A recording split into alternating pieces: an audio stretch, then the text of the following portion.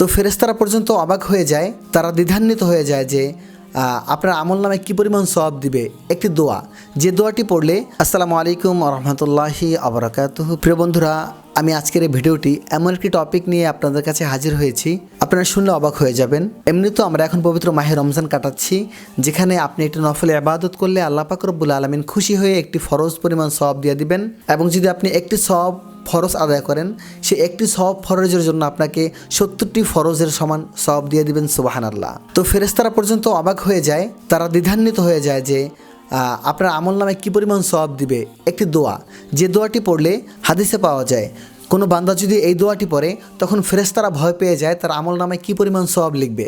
তখন ফেরেশতারা আল্লাহ পাক রব্বুল আলামিনের কাছে গিয়ে বলেন, হে মালিক, আপনার বান্দা তো এই দোয়াটি পড়েছে, আমরা কী পরিমাণ সওয়াব লিখব?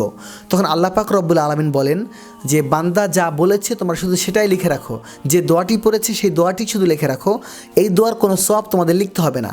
এই সওয়াব এবং এই দোয়ার প্রতিদান আমি আল্লাহ তাআলা কিয়ামতের ময়দানে নিজে হাতে বান্দার হাতে দেব।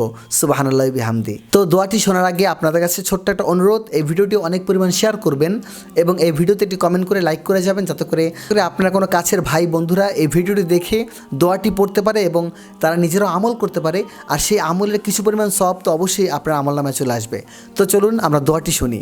দোয়াটি হলো, ইয়া রব্বি লাকাল হামদ কামা ইয়ামবাগি লি জালালি ওয়াজহিকা ওয়া আযীমিস সুলতানিকা। কি ছোট্ট একটি দোয়া, প্রয়োজনে আপনারা নোট করে নেবেন, তারপরে এই দোয়াটি রমজান মাসে রোজা রেখে আমল করবেন।